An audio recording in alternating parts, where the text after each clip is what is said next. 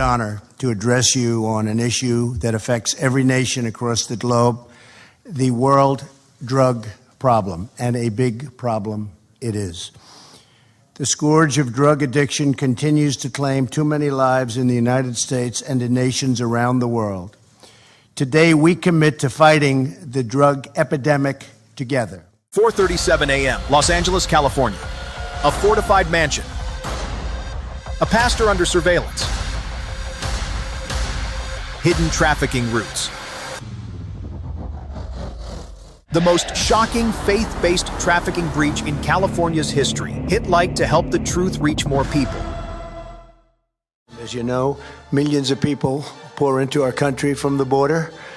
And not anymore, they don't know, nobody comes in actually anymore. But under the Biden administration, 25 million people came in, and they came from prisons and mental institutions, and they were drug dealers, and all sorts of people came in that shouldn't be. 23 children found, locked inside a $2 million mansion, hidden behind sermons and scripture. This wasn't a cartel hideout. This was a pastor's home, turned into a holding site. This wasn't an outside threat. This was betrayal wrapped in faith. If you want to see how deep this network goes, we go deeper. 4:37 a.m. Los Angeles was still dark when floodlights illuminated a $2 million mansion atop a hillside. On paper, the property belonged to Pastor Abdi Hirsi, a Somali American born in the United States. From a distance, it looked like a place of worship and tranquility, but up close, it resembled a fortress. Nearly 30 armed mercenaries patrolled the grounds 24/7. Surveillance cameras covered every entrance. Motion sensors were positioned throughout the perimeter. This wasn't a pastor's residence. This was a defensive complex. When the order came, FBI and Department of Homeland Security moved simultaneously. The breach was sudden and violent. Steel gates collapsed. Flashbangs ripped through the silence. Armed guards returned fire from behind a stone cover. Agents advanced in disciplined lines, shields forward, voices cutting through smoke and echoes. The exchange lasted only minutes before the defenders were overwhelmed. Pastor Abdi Hirsi was seized inside the main house, caught attempting to erase encrypted data. Nearby, agents uncovered nearly 50 heavy weapons and shipping records tied to violent trafficking networks. Then they opened a locked structure at the edge of the garden. Inside were 23 children, none older than 10.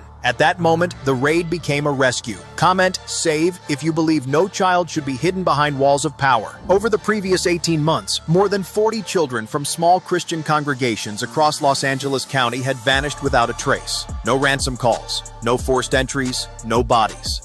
Parents described the same moment of confusion. One day their child went to church activities, the next day they simply did not come home.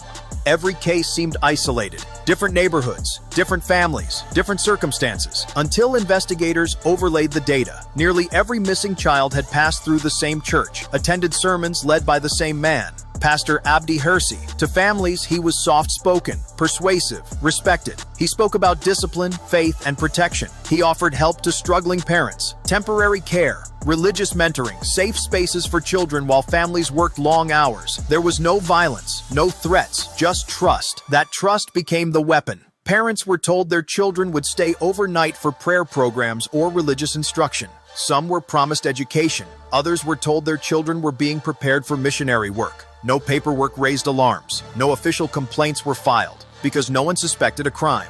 Investigators found that at least 41 children entered Hirsi's custody through church-related activities. 23 were recovered alive at the mansion. The rest had been quietly removed from the system. No school records, no medical visits, no digital footprints. To the outside world, these children had simply disappeared. What families believed was a place of safety had become a controlled intake point, a system designed to move children without force, without witnesses, and without resistance. By the end of the review, agents reached a single conclusion.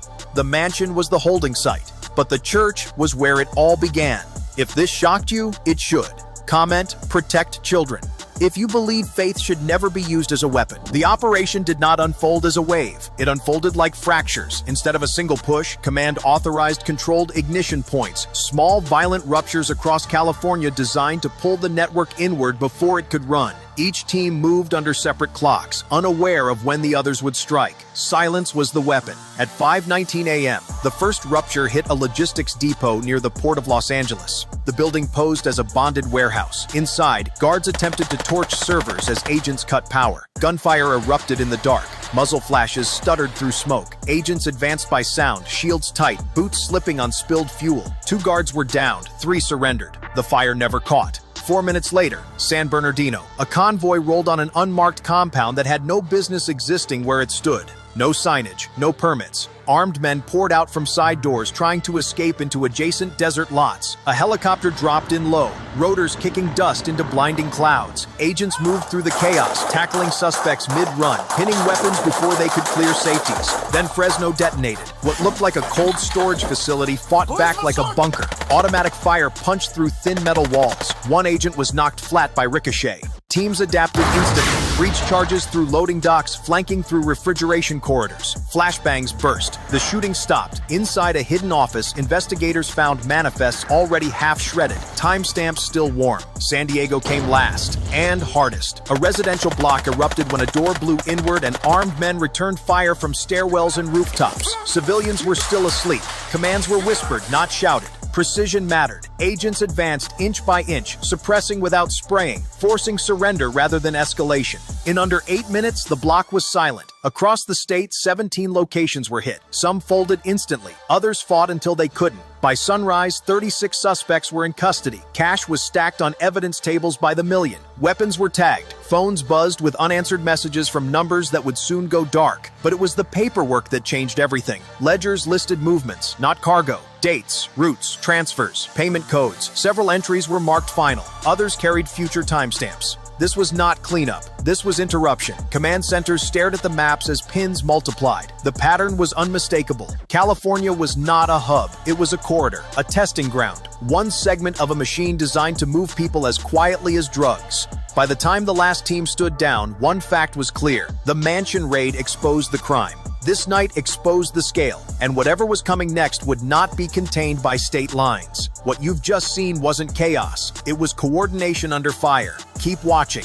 Comment, stand with FBI if you support federal agents risking their lives to stop trafficking networks. The statewide strikes answered one question and opened a far darker one. As evidence from across California was consolidated, analysts noticed something unsettling. The routes, payment structures, and security protocols were not improvised. They were standardized. Every ledger followed the same formatting. Every transfer used the same coded language. Every shipment, whether labeled as electronics, textiles, or charitable supplies, moved according to identical timing windows. This was not a local criminal ring adapting on the fly. This was an imported system. Financial analysts traced wire transfers through layers of shell companies registered in multiple countries. Donations from religious charities merged with logistics payments. Shipping fees were split, laundered, and reassembled before disappearing overseas. When the money trail was finally reconstructed, it pointed to one source repeatedly: the Afghan drug cartels. These networks operate far beyond the image of poppy fields and smugglers. Based primarily in Afghanistan, they control one of the largest heroin and opium production systems on the planet. Federal estimates show that over 80% of the world's illicit opium originates from regions under their influence. But drugs are only part of their portfolio. The same corridors that move narcotics also move people. Investigators confirmed that these cartels function as hybrid organizations, part trafficking syndicate, part paramilitary structure. They rely on rigid discipline, compartmentalization, and absolute silence. Cells do not know the full network. Assets are disposable. Loyalty is enforced through fear and money. Abdi Hirsi fit perfectly into that design. He was not a leader, he was a facilitator. His role was intake and concealment. Using religious authority, he identified vulnerable families, secured temporary custody without resistance, and held children until transfer orders arrived. The mansion was not a destination, it was a buffer. A place where human cargo could be stored until international routes were clear. Shipping documents recovered during the raids confirmed overseas coordination. Containers were flagged for priority clearance. Cargo weights were intentionally mismatched. Some shipments exited U.S. ports under humanitarian exemptions. Others were routed through third countries before vanishing into conflict zones where oversight no longer existed. More disturbing were intelligence links tying these cartel networks to armed extremist groups. While not every operation involved ideology, money from narcotics and trafficking routinely flowed into weapons purchases, training camps, and insurgent financing.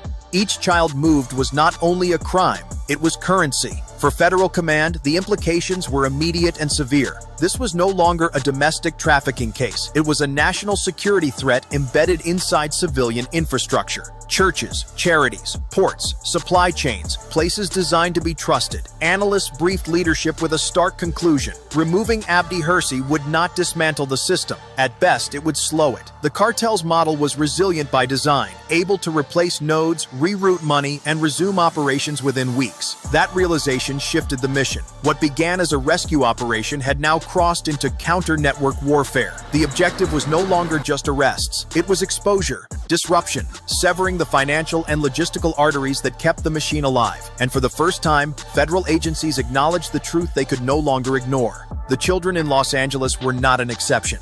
They were part of a global supply chain. This was no longer a local crime. It was a global pipeline. If you want to understand how deep this network runs, stay with us. The interrogation of Pastor Abdi Hirsi did not begin with shouting. It began with silence. In a secured federal room, hours after the raid, Hirsi sat still, hands folded, eyes fixed on the table. He did not ask for a lawyer immediately. He did not deny the charges. He understood something the agents already knew. Denial would be pointless. When the questions started, they were narrow. Names, dates, locations. At first, Hirsi spoke in fragments. He described his role as administrative. He claimed he only provided temporary shelter. He insisted the children were safe while they were under his roof. But when agents placed photographs on the table, shipping manifests, coded ledgers, surveillance stills from ports and warehouses, his posture changed. The story unraveled. Hirsi admitted he was paid to hold children, not permanently, but until routes cleared. His job was to keep them hidden, quiet, and undocumented. No schools, no hospitals, no online presence. Children who could not be found could not be traced. He described how instructions arrived, never directly. Orders came through intermediaries, encrypted messages, and financial triggers. When funds landed in specific accounts, it meant movement was imminent. When payments stopped, it meant delay. According to his statements, at least 9 children had already been transferred out of California before the raid. He claimed they were moved in stages, first to inland holding points, then toward ports or land crossings using falsified humanitarian paperwork. He said he never asked where they ultimately went, but the records did. Agents from FBI laid out the evidence piece by piece. Shipping schedules matched payment timestamps. Vehicle GPS logs aligned with church event calendars.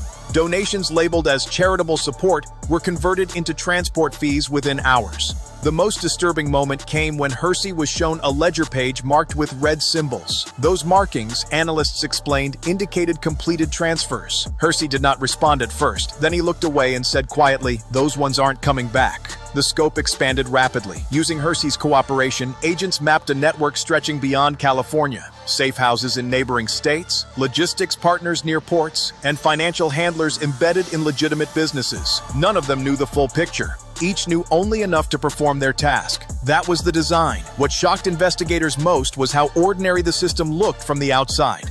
Churches provided access, charities provided cover, shipping companies provided movement. No single transaction appeared criminal. Only when layered together did the crime become visible. By the end of the debriefings, command teams were forced to confront a brutal reality. Even with arrests and seizures, the network was still active. Routes could be rerouted. Funds could be replaced. New facilitators could be recruited. Hirsi had not built the machine. He had simply operated one of its doors. As agents finalized their reports, one conclusion hardened across every briefing room. The children rescued in Los Angeles were survivors of timing.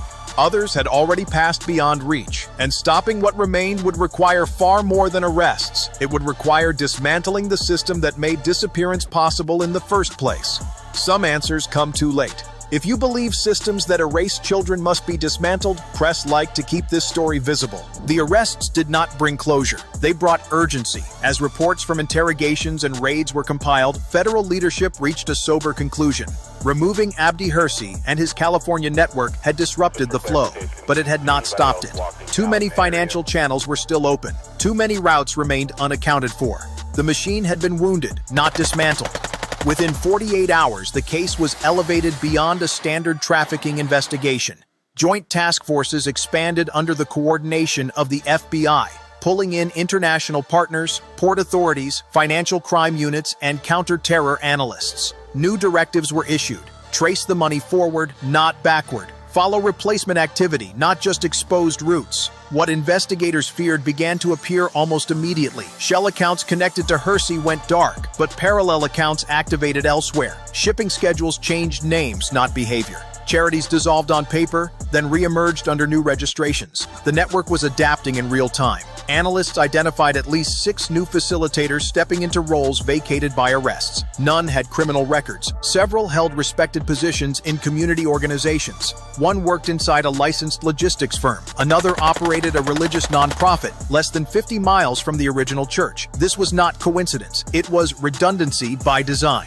Field teams executed follow-up operations quietly. No press, no spectacle. Financial seizures were prioritized over arrests, aiming to starve movement before it could reorganize. Ports increased inspections under emergency authorities. Cargo previously cleared without scrutiny was now flagged, delayed, dismantled. Still, the hardest part remained unresolved. Of the children moved before the Los Angeles raid, some were located months later, alive, hidden in remote regions, terrified to come forward. Others were never found. Intelligence suggested transfers into conflict zones where records did not exist and witnesses did not survive. Families were notified carefully. Some received answers. Others received only probability. For agents involved, the case left a permanent mark. Many had entered law enforcement expecting to confront violence in obvious forms: guns, drugs, gangs. Few were prepared for a system that weaponized trust, faith, and routine paperwork to erase lives without noise. The final briefings did not end with success statements. They ended with warnings. The infrastructure that allowed this network to operate still exists. Churches still gather children. Charities still move money. Supply chains still cross borders faster than laws can follow. What changed was awareness, but awareness alone does not dismantle a system built to survive exposure. As task forces remained active and international leads continued to surface, one truth guided every ongoing operation. This was never just about one pastor, or one mansion, or one state. It was about a method, one that could reappear anywhere trust goes unquestioned and movement goes unexamined. The hunt continued, not as a single operation, but as a standing mission. Because somewhere beyond the last raid map, the network was already trying to rebuild. And this time, federal agencies intended to be waiting. The arrests made headlines. The method survived. What happens next matters. The investigation did more than expose a trafficking network. It forced the nation to confront a truth many preferred to ignore. When faith is misused, and when power goes unchecked, darkness can grow in places never meant to hold it. But the lesson was not about religion itself. It was about the individuals who weaponized it. Pastor Abdi Hersey did not represent Christianity, nor the countless pastors who genuinely protect their communities. He represented something far older and far more dangerous: the exploitation of trust for personal gain. Throughout history, criminal networks have used politics, charities, and even religion as vessels because people instinctively lower their guard around institutions meant to guide and protect them.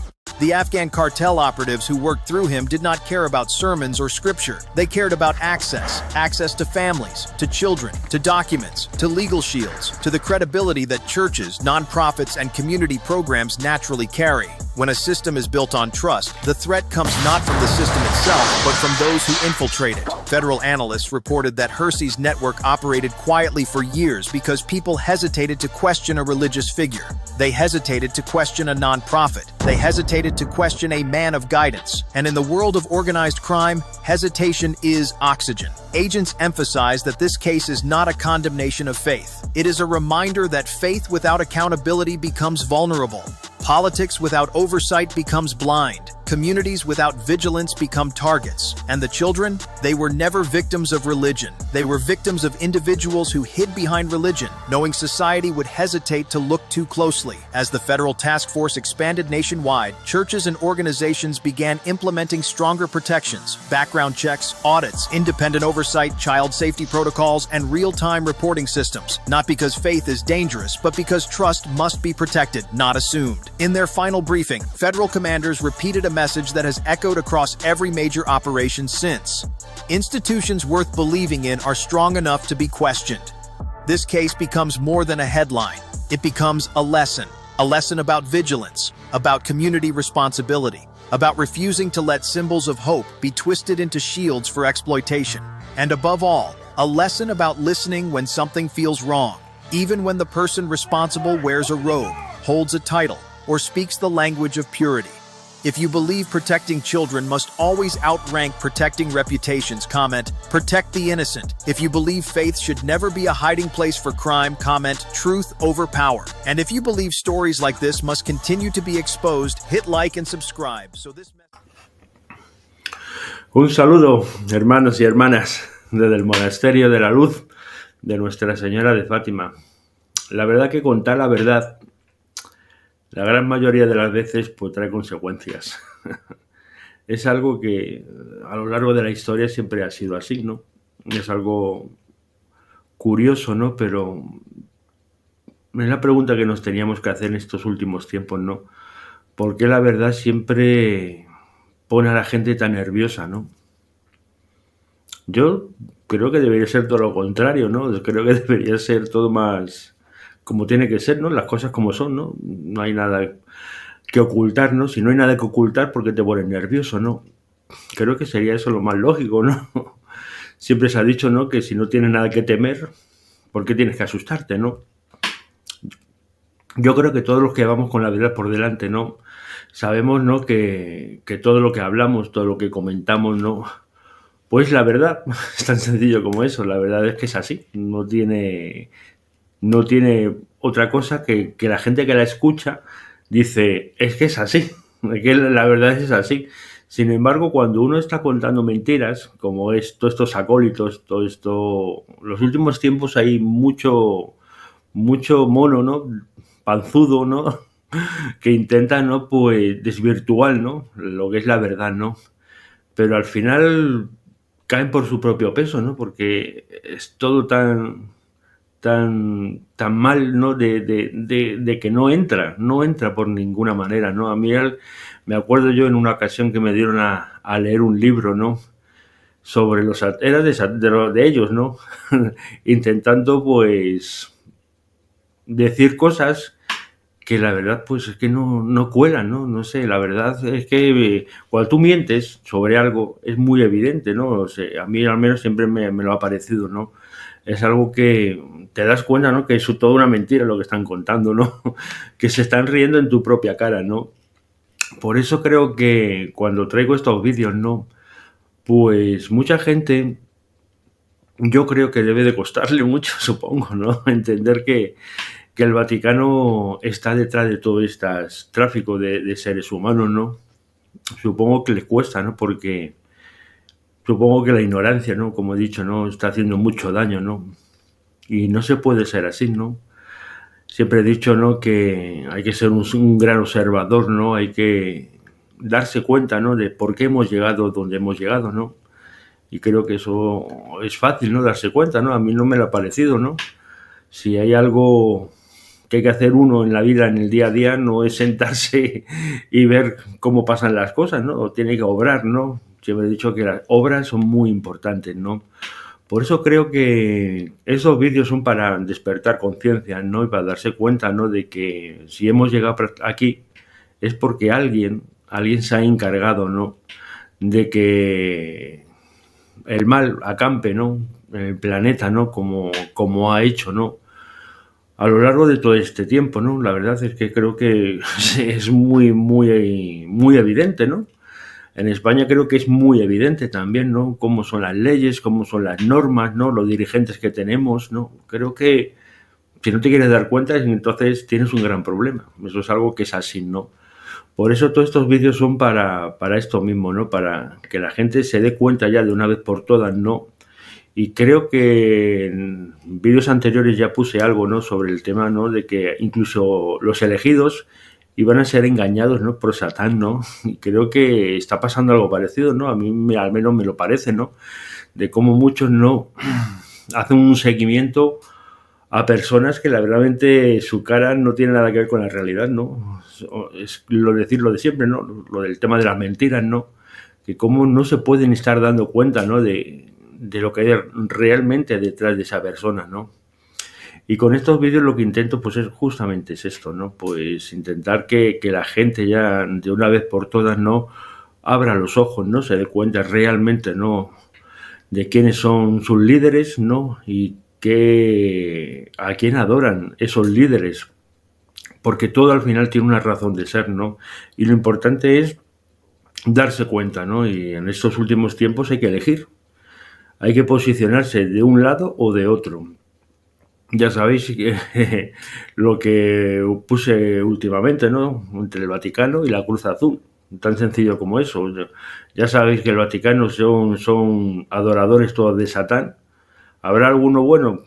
Pues posiblemente, como en todos los lugares, siempre habrá alguno, pero los dirigentes, yo hablo de los dirigentes, de quien controla aquello, tan sencillo como eso. No creo que sea tan difícil entenderlo, ¿no? Por eso yo me refiero de esta manera a eso, ¿no? Porque en los últimos tiempos hay que tomar decisiones muy importantes si te quieres salvar. Y una de ellas es esta precisamente, y creo que es la más importante de todas, porque el resto de cosas a mí no tiene ninguna validez para mí, la verdad, porque lo más importante es salvar el alma. Y si no, ahora no tomas la decisión, ¿no? Pues evidentemente te llevará a la perdición, ¿no? Y más tarde o temprano, yo creo que todo el mundo va a caer por su propio peso, ¿no? Pero bueno, supongo que todo esto todavía tiene que ir a más, ¿no? Ir caldeándose más la situación, ¿no? Y ir viendo, ¿no? La gente, ¿no? ¿Qué es lo que hace, ¿no? Yo la verdad, como siempre, me ha parecido muy fácil entenderlo y todo, y comprender el juego que hay, ¿no? En todo aquí en el planeta, ¿no? Y es uno, ¿no? El que, como digo siempre, en los primeros vídeos se hacía mucha mención al tema de la luz, ¿no? La luz está dentro de vosotros, ¿no? Creo que no es muy difícil, ¿no? Contactar con mi padre o con mi madre, ¿no? Y preguntar cuál es el verdadero, ¿no? Creo que con eso es más que suficiente, ¿no? Para darse cuenta, ¿no? Del engaño que hay aquí. Satán lo único que ha hecho a lo largo del tiempo ha sido eso, engañaros. Y se viste, pues ya estáis viendo, ¿no? Este vídeo creo que habla muy a las claras, ¿no? De cómo se visten, ¿no? Y aquí en España los hay, todos lo sabéis, los hay. Por lo tanto, quería hacerlo cortito para que lo digeráis y lo meditéis, ¿no? Y todos aquellos todavía que tenéis la cabeza un poquito dura, porque sé que los hay, ¿no? Pero bueno, sé que toda la gente que ve estos vídeos son bastante inteligentes, que creo que eso es muy importante, ¿no? Para poder entender y comprender, pues, todo esto, ¿no? Y la inteligencia, la verdad es que en los últimos tiempos, como todos sabéis, pues está un poco de capa caída, ¿no? Pero bueno, todo será, como siempre, ¿no? Pues poco a poco, ¿no? Bueno, hermanos y hermanas, un saludo del Monasterio de la Luz de Nuestra Señora de Fátima. Os amo un montón, ya sabéis, y os echo de menos otro montón. Y pronto estaremos todos juntos en la lucha. ¡Mua!